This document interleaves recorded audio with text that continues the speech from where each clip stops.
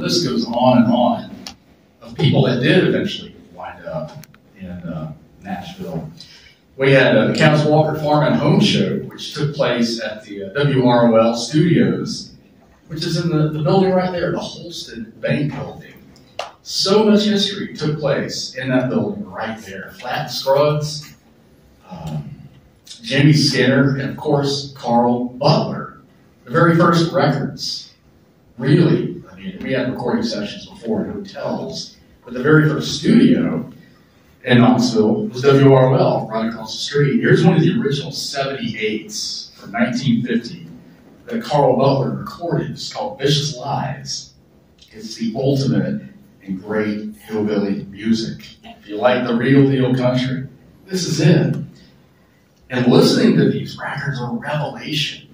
And as you study Carl Butler, you realize just how great this guy is, how authentic, and how hard he worked to make a difference.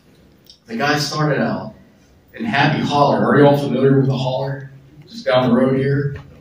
Fun little place. I know you are.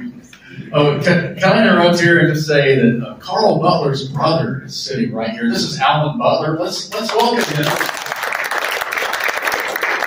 Thank you, Alan. Thank you. Would you like to say anything? No, okay. Let me put you on the spot. I'm going to hand you a mic later, Kojak.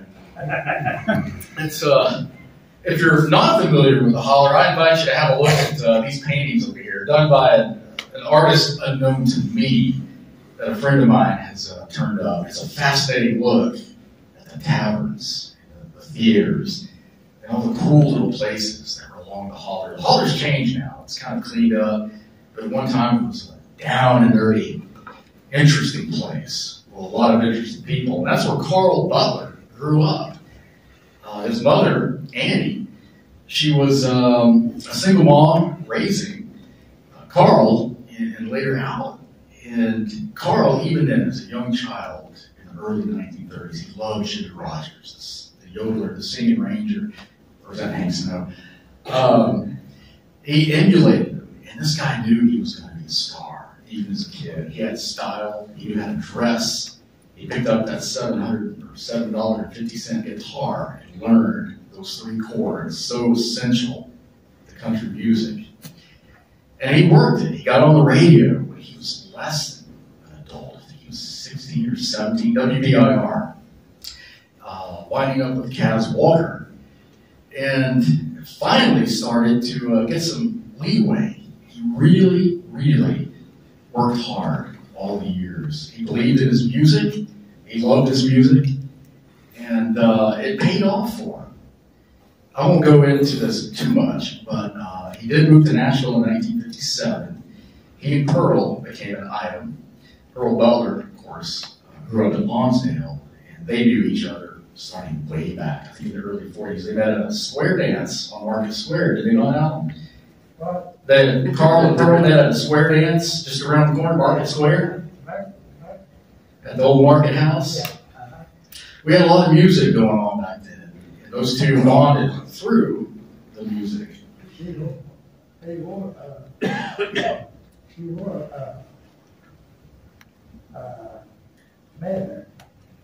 Yeah, but you were around back then. Yeah, you were there. That's amazing.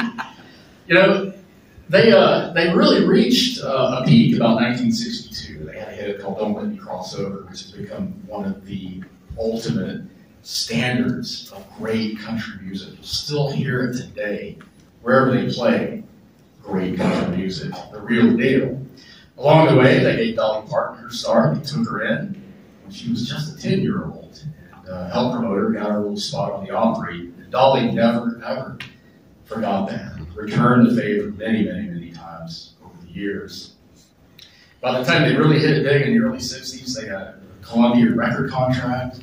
They put out some of the finest records. If you have a moment, afterwards, take a look at some of these albums. They're the best country music albums you will hear.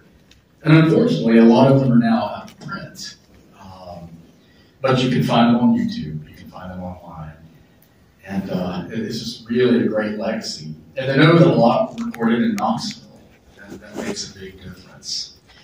Carl and Pearl were shutterbugs. They took photos every time they went out, every gig.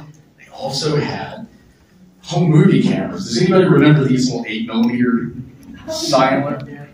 Yeah, did y'all shoot these? You're the only one out there. You're the only one? Yeah. These go back to the 1930s. And Carl got a movie camera, and he and Pearl took some amazing home movies on the road. And when I say on the road, I think Carl Butler was on the road from the 1940s up to about 1980. That's a long time to be traveling from town to town to town. But they did it 300 days a year or more. And along the way, they took some really cool movies that kind of give you a loose view, kind of an insight into life on the road. Country musicians, they make billions, if not billions of dollars now. It wasn't like that back then. It was a struggle to survive, to make money, to go from one gig to the next. Records, that was something you really, really got to do when you hit it big. Carl's goal was to play the Opry, and he made that goal. His goal to make a #1 hit happened too. And they had a nice run all through the 60s into the early 70s before they finally got off the road. Now, Pearl died young, and so did Carl. And young to me is 60-something. You know, as I get closer